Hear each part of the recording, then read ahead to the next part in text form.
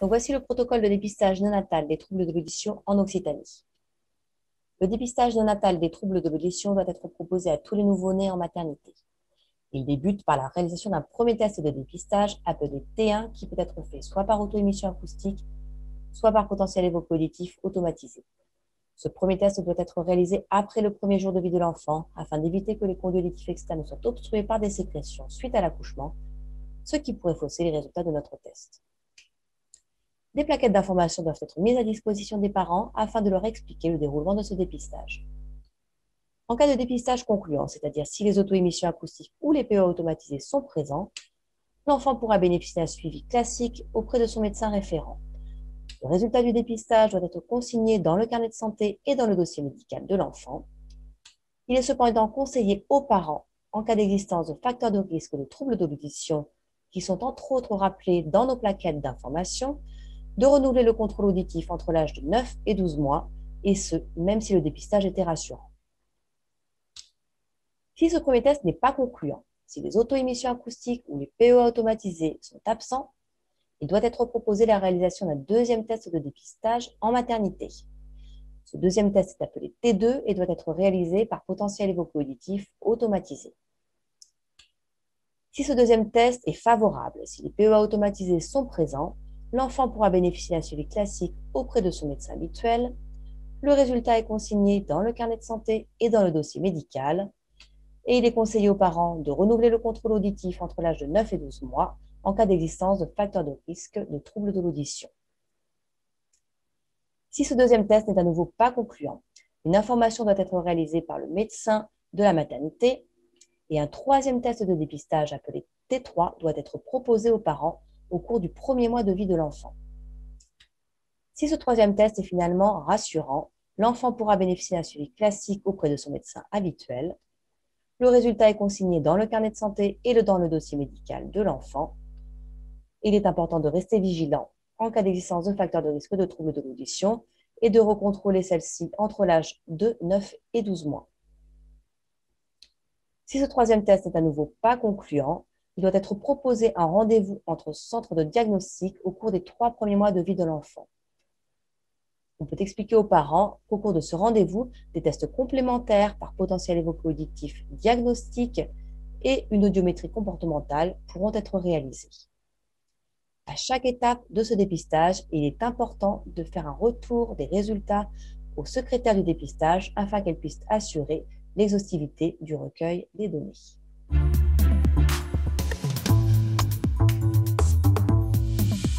La première icône que vous avez en haut à gauche, en fait, vous permet de rechercher un patient que vous auriez déjà créé. Par exemple, si vous avez un retest à faire, vous venez ici directement dans l'onglet patient. Ici, alors, de prime abord, les numéros qui sont indiqués ici sont le numéro ID du patient. Si vous voulez le rechercher par un autre champ, il vous suffit de cliquer sur ce bouton qui vous permet en fait de modifier le champ de recherche. Et ensuite, vous avez une petite loupe ici qui vous permet de noter le nom de votre patient et de le rechercher par la suite. Et là, il va vous trouver tous les patients avec un T, par exemple. Voilà, donc, et après, vous le sélectionnez et vous pouvez à nouveau faire votre test. On va revenir sur le menu. Ici, voilà, donc ça vous permet de rechercher un patient déjà créé dans votre base. Ici, ça vous permet de créer un nouveau patient, d'accord? Donc, toujours pareil, vous allez avoir les champs obligatoires en fonction de votre centre hospitalier. Donc, l'ID, le nom, le prénom, la date de naissance, le sexe. On peut rajouter autant d'informations. Ça, c'est à configurer et vous le verrez dans des prochaines vidéos sur la configuration des champs au niveau du logiciel Aculink. Ensuite, nous avons ici les vues tests. Donc, ça nous permet de revoir tous les patients qui ont eu un test. Je vais sélectionner un patient et là, on va voir à nouveau les tests qui ont été faits sur les patients. Donc là, en l'occurrence, un test d'auto-émission à gauche et à droite. Voilà. Et vous avez aussi l'horodatage qui vous permet de vérifier toutes les informations à la date auquel ça a été fait. Ensuite, vous avez ici la petite imprimante. Cette petite imprimante va être utilisable quand elle est connectée à la docking station, à la station de chargement. Donc, c'est une imprimante qui va nous permettre en fait d'imprimer un test sur étiquette. Et pour cela, il faut avoir bien évidemment l'imprimante connectée à votre docking. Ici, c'est le bouton supprimer. Normalement, vous ne devriez pas supprimer de patient, mais on ne sait jamais. Si vous voulez supprimer un patient, vous pouvez cliquer sur le bouton suppression. On va avoir aussi le test rapide. Donc le test rapide, c'est pour accéder directement aux examens. Alors normalement, il n'est pas utilisé. Pourquoi? Parce que ce test rapide-là ne sauvegarde pas les examens et vous avez derrière aucune traçabilité des examens que vous avez faits. Donc vraiment, ne l'utilisez pas pour la traçabilité, c'est important. Vous avez ensuite l'icône ici de test de qualité qui va vous permettre en fait de tester toute votre sonde. Alors ça, c'est très important de pouvoir tester vos sondes. La première chose, donc on va avoir le test de sonde ici. Donc pour le test de sonde, on va tout simplement tourner l'appareil. Vous avez ici une cavité de test qui vous permet de venir insérer votre sonde. Vous l'insérez en butée, ok. Et une fois que vous l'avez inséré en butée, vous avez juste à lancer le test. Et là, vous voyez, votre test est fonctionnel, d'accord? Ça, c'est important. Quand vous faites des auto-émissions, je vous le conseille de le faire avant chaque patient. Au moins, vous êtes sûr que votre matériel est fonctionnel et vous n'avez pas de doute sur l'utilisation de votre matériel. Ensuite, on a le test des portes électrodes. Donc, les portes électrodes, c'est pour le PEA. On va ici utiliser la petite cavité de test qui va vous permettre de relier au même potentiel toutes vos électrodes, d'accord? Et après, on peut lancer et on va vérifier, voilà, que votre système est fonctionnel et que les portes électrodes sont fonctionnelles aussi, d'accord? Et après, donc, on va pouvoir cumuler aussi. Donc ici, vous voyez, c'est le câble Y qui vous permet de faire vos patients, les deux oreilles du patient en même temps. Et ici, on va cumuler le câble Y plus les portes électrodes. Donc il suffira de cliquer en fonction de ce dont vous avez besoin. Au passage, le câble Y vous permet de les tester ici. Donc vous allez insérer la gauche et la droite sur chaque côté de la cavité de test pour pouvoir tester votre câble Y. Voilà. Et en dernier lieu, on va avoir les paramètres ici. Donc les paramètres qui vont nous permettre de régler la date et l'heure, si c'est déréglé. Au passage, à chaque fois que vous allez connecter votre appareil sur la docking station, s'il est relié à un ordinateur, l'heure va se mettre à jour au niveau de l'ordinateur. Vous avez la langue, les sons, si le test est réalisé, si vous appuyez sur un bouton, vous pouvez configurer tous ces sons-là. Si les sons vous dérangent, vous pouvez les désactiver, n'hésitez pas. La luminosité de l'écran et l'infosystème. L'infosystème est important pour vous. Ici, vous pouvez voir le taux d'utilisation de la mémoire interne. Donc les 9% là vous indiquent que vous avez 9% d'utilisation de votre mémoire interne. Ça vous permet de gérer aussi le déchargement de tous les patients que vous avez fait et de ne pas arriver à saturation, parce que quand vous êtes à saturation, vous ne pouvez plus enregistrer vos examens. Et puis aussi, vous avez aussi les dates de calibration de votre appareil à surveiller et à faire une fois par an. Voilà. Et bien voilà, c'est à peu près le tour de toutes les icônes que vous pouvez utiliser sur cet appareil.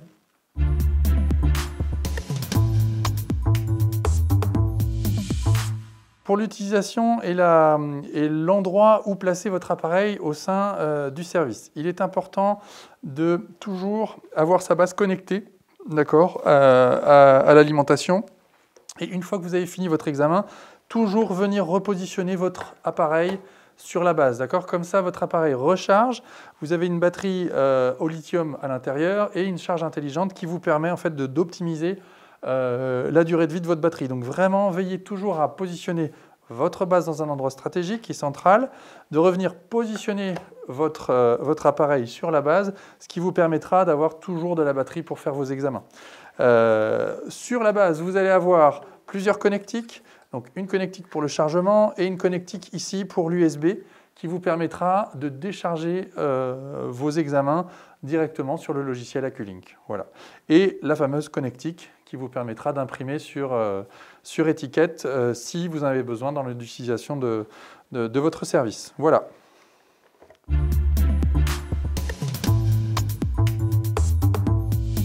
Nous allons parler de l'entretien de votre sonde d'auto-émission. Donc, cette sonde d'auto-émission, comparée aux sondes précédentes, elle est sans entretien. Ça, c'est très important.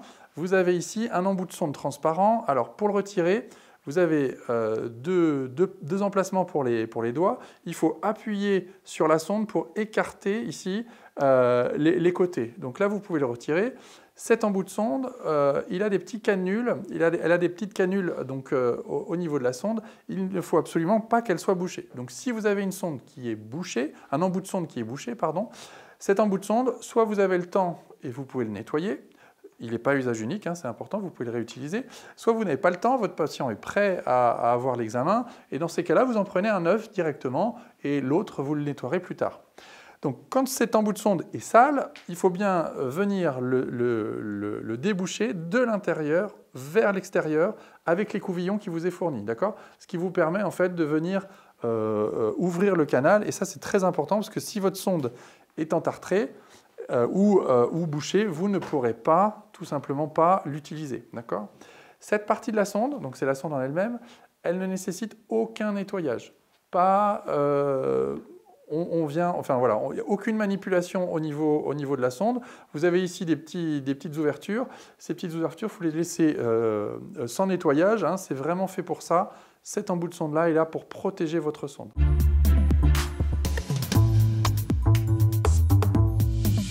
Trois points importants pour l'auto-émission. Être dans un environnement très calme, une pièce sans bruit, sans pollution sonore.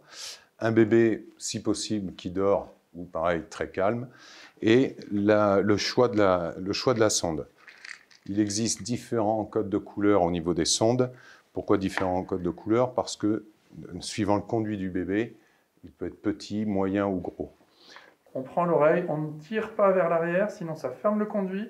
On tire vers le haut, on écarte légèrement, et là, on voit la taille du conduit, on voit même jusqu'au tympan. Très important de visualiser la taille du conduit. Assurez-vous d'avoir tous les codes couleurs, jaune, vert, rose et bleu pour les gros conduits. Les plus fréquents étant les verts et les roses, et les jaunes pour les prémas quand on a vraiment des tout petits conduits. Pour le test aujourd'hui réalisé, on va prendre un test le plus courant, le vert ou le rose, qui sont les tailles moyennes. Positionnement de l'embout sur la sonde. Je vais mettre le petit col jusqu'au bout, jusqu'à l'extrémité.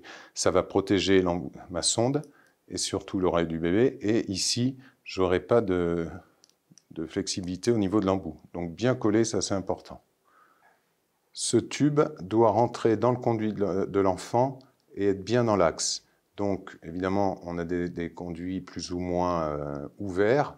Je peux me permettre de tirer légèrement sur l'oreille du bébé ou l'écarter ici pour ouvrir le conduit. Je vais mettre ma sonde dans l'oreille et je peux me permettre de faire un petit quart de tour comme ça, comme si je vissais. Si possible, le fil ainsi positionné sur la tête du bébé.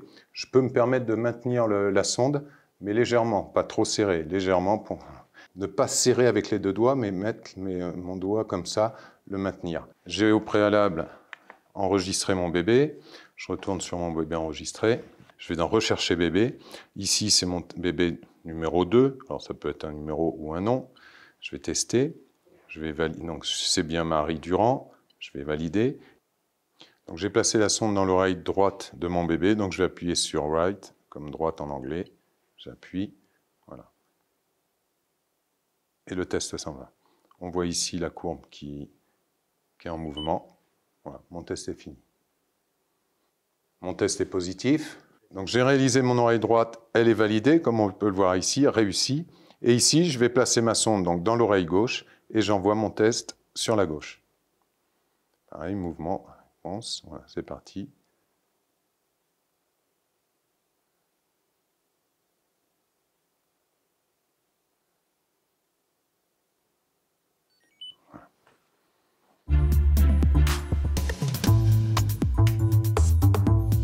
Alors pour faire un PEA, donc la première chose pour le potentiel évoqué auditif automatisé, c'est la pose des électrodes. Je conseille vraiment que la pose des électrodes se fasse en tout premier, c'est la première étape.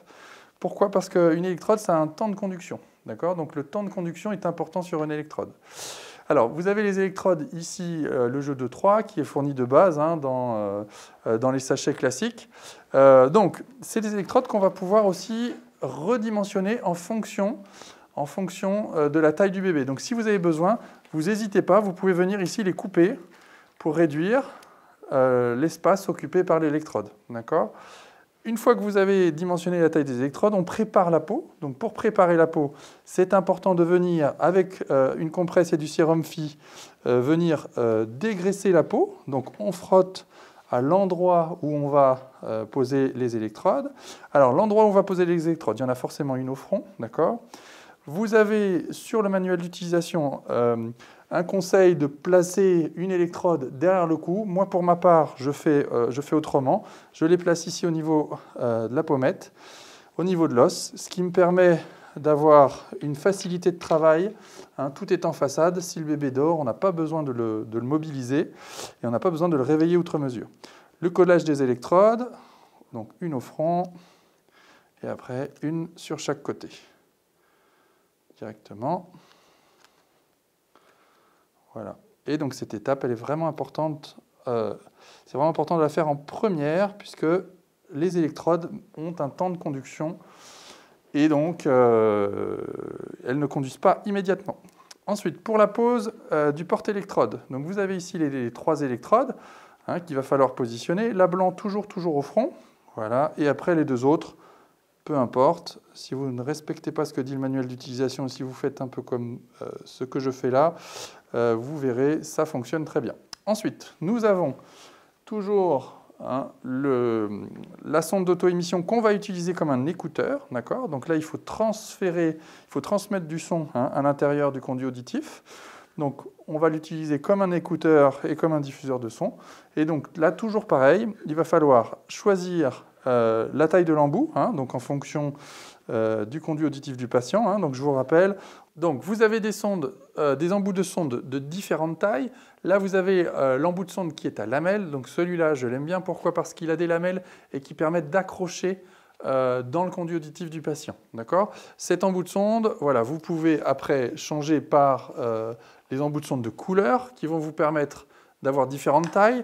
Donc là, vous allez avoir le plus gros, d'accord, hein, bien les insérer jusqu'à la collerette. Et après, vous allez pouvoir les changer jusqu'au plus petit, l'embout jaune, hein, qui vous permettront de bien coller à la taille du conduit. Je vous rappelle juste une chose qui est très importante. La taille du conduit ne correspond pas au poids du patient. Il n'y a aucune corrélation. Vous pouvez avoir des petits bébés avec des gros conduits et des gros bébés avec des petits conduits. D'accord ? Donc c'est très important de vérifier, encore une fois, la taille du conduit et d'utiliser le bon embout pour ça. On va bien tirer sur l'oreille, hein, vers le haut, visualiser le conduit. Et une fois que le conduit est visualisé, on va pouvoir choisir son embout et après positionner l'embout directement dans le conduit auditif du patient. D'accord ? Pour rappel, vous avez ici un petit schéma qui vous aide à positionner les électrodes. D'accord, hein. Donc souvenez-vous, la blanche toujours au front et les 2 autres hein, au niveau des pommettes. Voilà. Donc pour faire les PEA, quand vous avez la sonde d'auto-émission comme diffuseur sonore, on va avoir donc ici 2 boutons lecture, hein, un pour la gauche, un pour la droite. Si vous utilisez la sonde Y qui vous permet de faire les 2 oreilles en même temps, vous aurez une 3e icône qui va se rajouter au centre, ici, et qui va vous permettre de faire les 2 oreilles en même temps. Là, on va partir sur le fait, donc on a la sonde d'auto-émission pour diffuser le son, on est sur le côté droit, on va pouvoir cliquer tout simplement ici sur le bouton play du côté droit. Et alors, ce qui va se passer, c'est qu'il fait un test d'impédance avant de démarrer l'examen. Donc, ici, il faut faire très attention à l'impédance que vous avez ici. L'impédance, c'est quoi ? C'est est-ce que la machine est bien connectée électriquement à votre patient ? Si on voit comme ça se passe ici, hein, qu'on a une valeur dans le rouge, l'examen ne pourra pas démarrer. Ça va vouloir dire que votre électrode est mal posée et qu'il y a un problème de connexion entre le patient et votre appareil. Très important, donc si vous voyez un niveau rouge, hein, que ce soit sur le front, la nuque ou l'équilibre, hein, donc front, nuque ou équilibre, on a affaire aux trois électrodes ici, c'est que votre électrode est mal posée et vous devez défaire vos électrodes et redégraisser la peau en profondeur et reposer l'électrode. D'où l'importance de toujours bien penser à préparer la peau du patient. Plus vous préparez la peau du patient, moins vous aurez de problèmes de conduction et plus le test ira vite. Vous avez au passage ici le stimulus qui vous dit qu'il est OK. Et donc là, bien évidemment, il faut rechanger les électrodes. Nous venons de poser les électrodes et la sonde d'auto-émission pour diffuser le son au niveau du conduit. On a repositionné les électrodes, puisque tout à l'heure, on avait un petit problème de conduction. Hein, c'est normal, on est sur un faux bébé. Maintenant, on est connecté à un vrai bébé. On va pouvoir passer à l'examen. Donc, on relance. Donc là, vous voyez à nouveau, les conductions se font bien, d'accord ? La stimulation est bonne et on n'a plus qu'à démarrer sur Play. Normalement, vos appareils démarrent automatiquement, mais là, pour le tutoriel, on a préféré faire une pause. Voilà, donc on démarre. Et donc, à nouveau, vous voyez ici vos deux électrodes. Donc, le rond noir à fond blanc, c'est l'électrode blanche. Le rond rouge, c'est votre électrode rouge. Partez du principe que votre examen, s'il dure plus de 2 minutes, vous avez un problème de positionnement de la sonde auto-émission.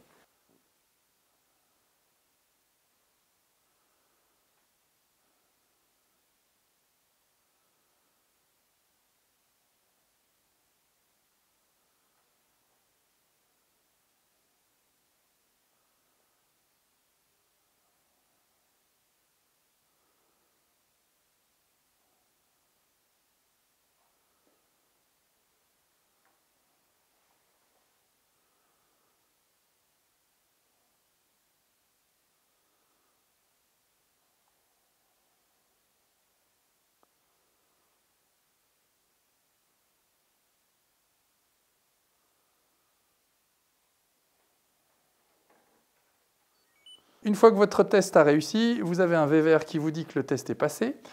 Vous avez votre gabarit ici, votre petit cadre sur la courbe qui vous permet de voir que votre courbe de l'onde 5 est bien passée.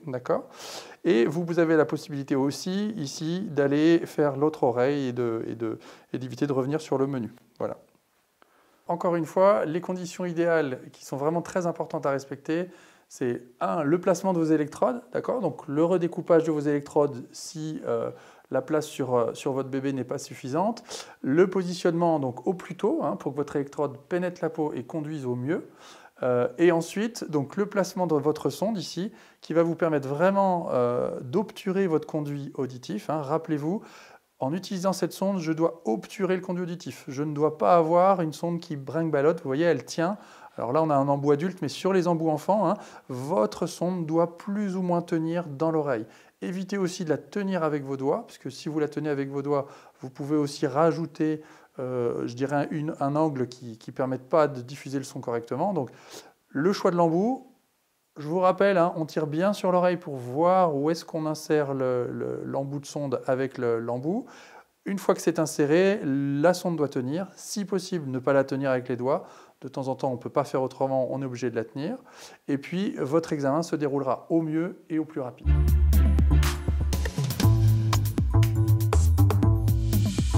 Voici comment placer les oreillettes qui vous permettent en fait de réaliser le test des PEA avec les deux oreilles à la fois, en même temps. Donc, vous allez avoir l'oreille droite, l'insertion de l'écouteur droit jusqu'à la collerette de l'oreillette, l'oreillette gauche, qui va vous permettre aussi, pareil, de stimuler votre patient.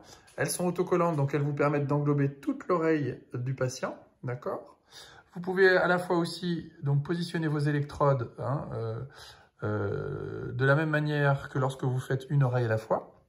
Et puis, donc, on va avoir sur le logiciel, ici, l'icône qui va nous permettre de faire les deux oreilles à la fois. Et donc, qui va vous permettre de gagner du temps sur le positionnement et sur la réalisation de votre examen.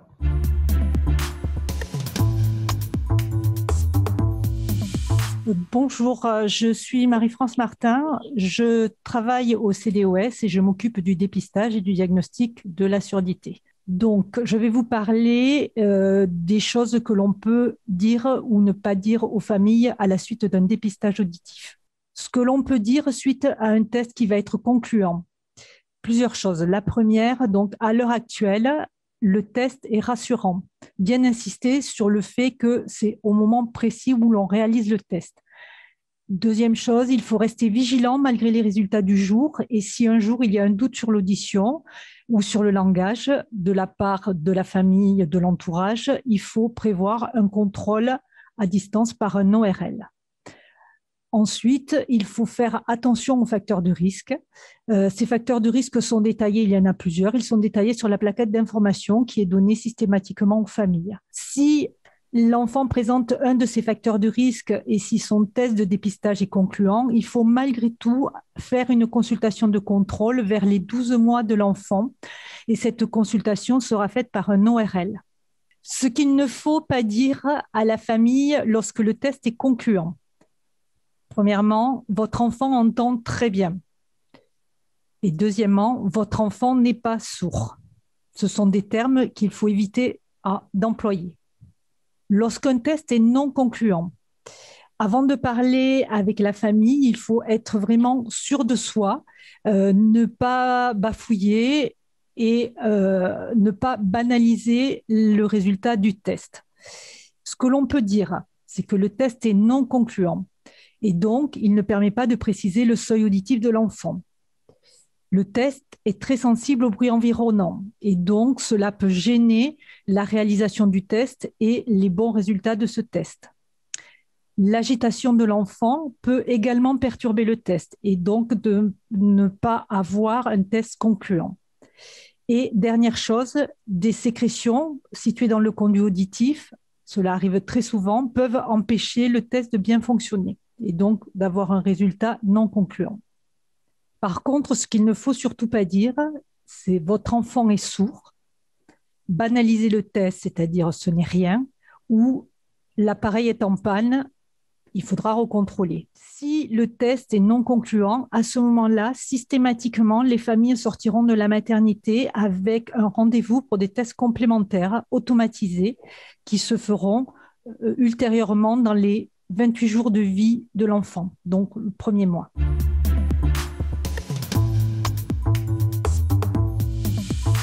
Bonjour, cette vidéo a pour objet de vous expliquer la procédure pour transférer les données que vous avez acquises avec l'appareil de dépistage auditif Madsen AcuScreen New, nouvelle génération, vers le logiciel AcuLink. Pour ce faire, il vous faut le logiciel AcuLink installé sur votre ordinateur, votre AcuScreen positionné sur la base et la base reliée via le câble USB. Pour rentrer dans le logiciel, toujours le même nom et le même mot de passe, donc admin 1234. Vous voyez en bas à droite l'installation du driver de la docking station qui nous permet en fait de récupérer les examens. Là, vous voyez dans notre base qu'on n'a aucun examen, donc on va appuyer sur le bouton recevoir. Ensuite, sélectionner l'AcuScreen détecté par le PC. Et ensuite, donc là, vous pouvez voir que l'appareil est en train de communiquer avec l'ordinateur. Voilà, la réception des données est en train de se faire. Cette étape peut être plus ou moins longue en fonction du nombre de patients que vous avez à télécharger. N'oubliez pas qu'il ne faut pas toucher l'appareil une fois qu'il est sur la base et que la réception est en cours. Et puis, donc, nous allons pouvoir aussi constater que l'appareil, une fois la réception terminée, va envoyer aussi la configuration de l'appareil. Voilà, c'est le cas en ce moment. Voilà, une fois que la réception des données est terminée, vous pouvez cliquer sur Terminer. Quelques secondes pour voir apparaître les différents patients téléchargés. Vous allez avoir donc l'identité patient si vous l'avez rentré effectivement dans la fiche patient lors de la création de cette fiche sur l'appareil AcuScreen. Vous voyez s'il a été fait un PEA, une auto-émission, et vous allez pouvoir défiler toute votre base patient. Voilà. Au fur et à mesure que vous ajouterez des patients dans votre liste, cette liste va grandir et vous aurez cumulé en fait tous vos patients à chaque téléchargement. Voilà. Pour chaque patient, une fois que vous l'avez sélectionné, vous allez pouvoir vérifier ce qui a été fait, le redatage, le test en question et puis les courbes associées. Voilà. Si vous voulez ajouter un patient et l'envoyer directement sur l'AcuScreen pour éviter la saisie sur l'AcuScreen, vous pouvez cliquer sur le bouton Ajouter. Détail vous permet de modifier, supprimer un patient. Et le petit onglet Imprimer vous permet d'imprimer des comptes rendus liés à l'examen qui a été fait au patient.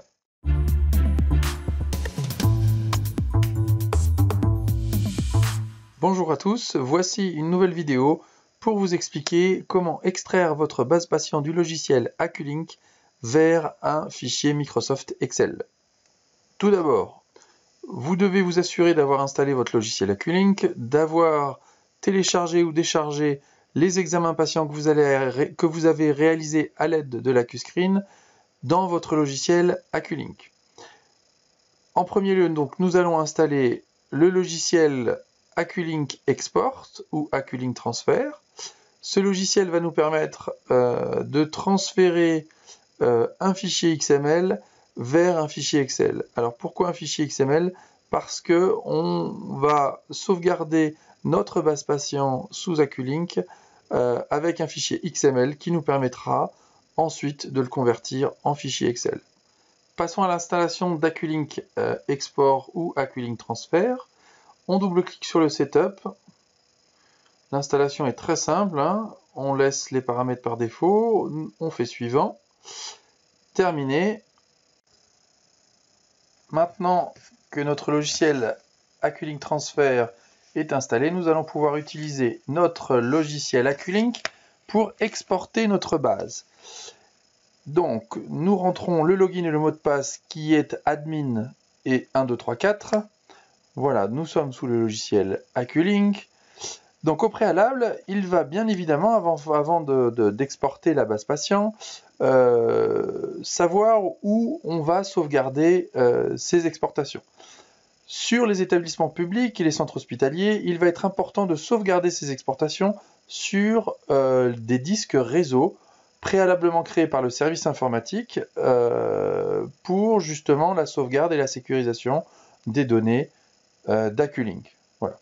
Une fois que ces dossiers sont créés et vous savez où est-ce que vous allez les exporter, on utilise tout simplement le bouton Exporter, puis XML, qui nous permet d'exporter un fichier XML. Ensuite, on a une invite de commande qui nous permet de choisir quelles sont les données que l'on veut sélectionner. Donc, soit tous les patients modifiés, les patients sélectionnés ou les nouveaux patients uniquement. On fait suivant. On sélectionne donc le fameux répertoire où on veut sauvegarder ces données, donc si possible sur un disque réseau pour les centres hospitaliers.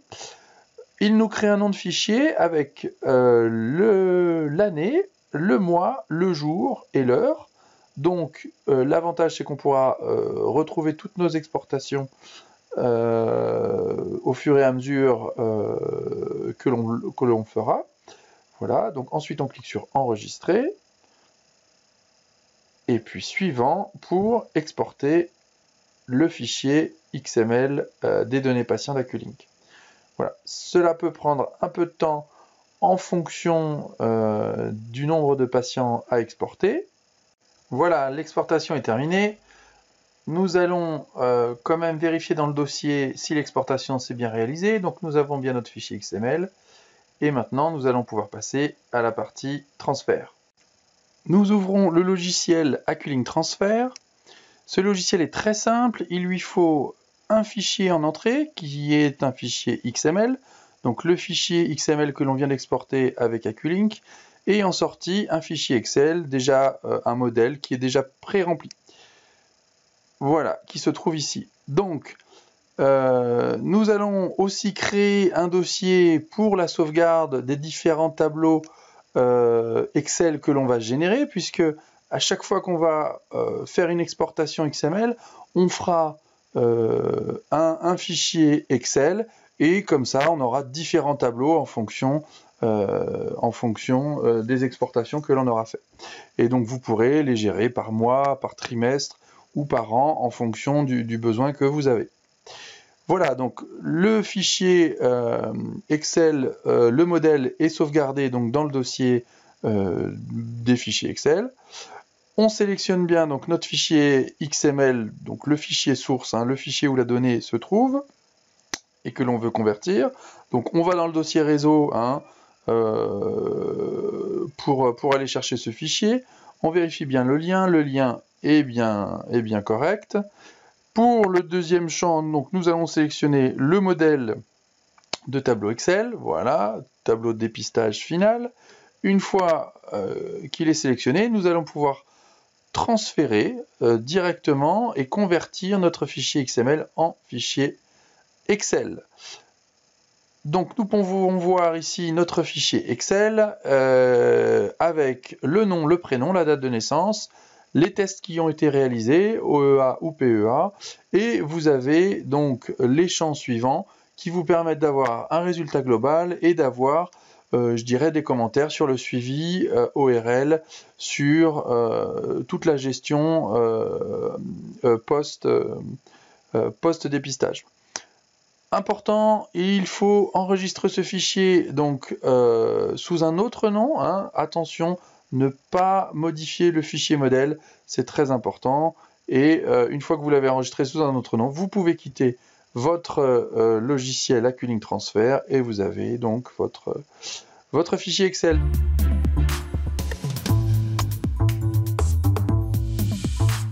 Le recueil des données se fait sur le buvard du test de Guthrie. En cas de sortie précoce, le test sera réalisé avant la sortie de l'enfant. Une photocopie de buvard sera envoyée au centre de dépistage néonatal des troubles de l'audition. En cas de test de Guthrie réalisé par une sage-femme à domicile, un courrier sera envoyé aux parents avec la liste des ORL référents où le test pourra être réalisé. Sur la face recto du buvard, ne pas oublier de noter les facteurs de risque lorsqu'il y en a. Ne pas oublier de noter la date, le lieu et la méthode utilisée pour le T1 et le T2. En cas de retest non concluant, notez le lieu et la date de rendez-vous. Et en cas de refus ou autre raison, bien cocher la case. Sur la face verso du buvard, merci de bien compléter de façon lisible les coordonnées de la famille avec adresse complète et numéro de téléphone des parents. Ceci me permettra de leur envoyer un courrier en cas de test non réalisé en maternité.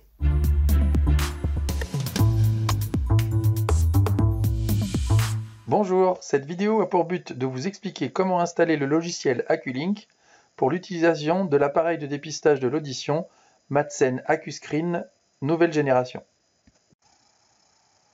Pour ce faire, nous avons besoin des fichiers d'installation du logiciel Acculink.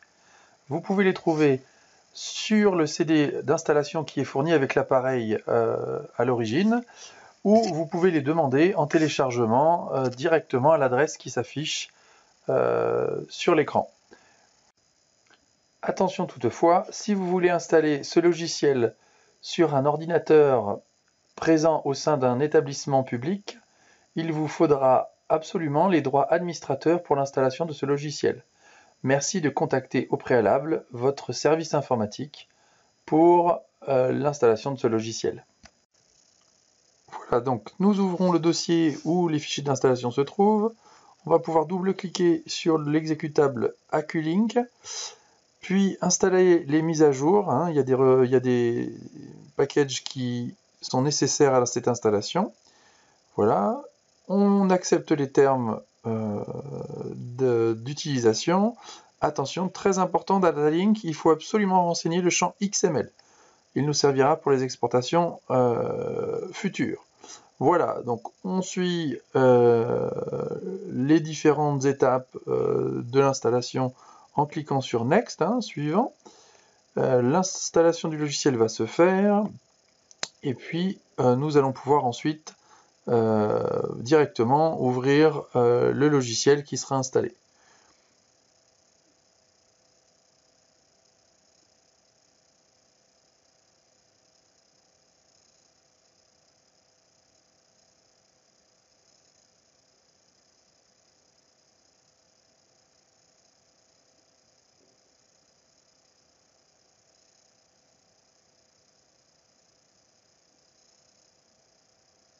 Voilà, le logiciel a fini d'être installé. Donc, nous allons pouvoir double-cliquer sur l'icône Madsen Acculink qui va nous permettre d'accéder au logiciel et nous allons pouvoir passer à sa configuration. Le login de base est admin, le mot de passe est 1234. Voilà, ça vous permet d'accéder au logiciel. Donc le logiciel de base est en version anglaise, il va falloir changer la langue. Donc merci de suivre l'étape qui est affichée sur l'écran. Voilà, on va pouvoir valider, on n'oublie pas d'enregistrer chaque modification. Voilà, une fois qu'on a enregistré ces deux modifications, on va devoir redémarrer le logiciel pour que la langue se mette en français. On redémarre l'application, toujours le même mot de passe et le même login, donc le login admin, le mot de passe 1234. On se connecte et on va pouvoir continuer la configuration du logiciel. On va passer à l'enregistrement et la configuration des champs que l'on va retrouver sur l'AccuScreen. Donc cette étape est importante pour pouvoir bien visualiser les champs qui nous intéressent quand on regarde la base patient à l'intérieur de l'appareil. Donc nous allons mettre en premier ordre de champ le nom, le prénom, la date de naissance, et en deuxième, le prénom, le nom et la date de naissance. Comme ça nous permettra vraiment d'avoir une recherche facile lorsqu'on va naviguer dans la base de données de l'appareil. Là maintenant, nous sommes en train de régler les champs qui vont apparaître lors de la création d'un patient sur l'appareil en lui-même. Donc merci de sélectionner les champs qui vous intéressent uniquement. Là, nous avons mis le nom, le prénom, la date de naissance et le sexe. Voilà. Vous avez des champs aussi en mandatory groupe 1, groupe 2, groupe 3, qui en fait permettent d'avoir des champs obligatoires, sinon on ne peut pas créer de patient pour les groupes sélectionnés. N'oubliez pas d'enregistrer vos modifications. Ensuite, donc nous revenons sur la configuration du système et là nous allons pouvoir aussi régler les commentaires. Les commentaires, c'est des commentaires prédéterminés qui vont être stockés dans l'appareil et qui pourront, entre guillemets, permettre de mettre un commentaire par rapport aux opératrices. Vous pouvez ajouter, supprimer les commentaires sans aucun problème. Maintenant, nous allons passer à la configuration du PEA. Le PEA, il faut ajouter une nouvelle épreuve. Voilà, indiquer le nom, PEA à 35. Pourquoi 35? Parce que c'est le niveau auquel on va tester. En catégorie avancée, donc on sélectionne bien le stimulus 35, on enregistre, OK, et là on voit bien qu'un nouveau protocole PEA est créé. Une fois qu'on a fait ça, on n'oublie pas de mettre à jour l'AccuScreen tout de suite, donc il faut qu'il soit connecté sur sa base et que la base soit reliée en USB à l'ordinateur. Voilà.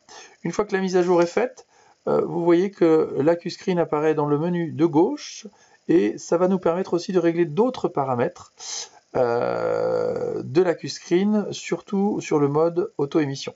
Donc, on n'hésite pas à modifier les réglages que l'on voit ici. La suppression des données après téléchargement, ça réussit, ça c'est important. D'accord. Le démarrage automatique des PEA sur vert ou jaune, et puis l'ajustement automatique de la sonde auto-émission. Là encore une fois, donc nous allons mettre à jour l'appareil, donc pour sauvegarder la configuration dans l'appareil. Cette étape est très importante. Voilà, c'est fait. Votre appareil est configuré. On va pouvoir visualiser les autres champs à configurer dans le logiciel cette fois-ci. Donc on va pouvoir ajouter des utilisateurs et régler leurs pouvoirs, donc leurs droits au sein du logiciel. L'onglet Profil nous permet de régler exactement ce que l'utilisateur a le droit de faire.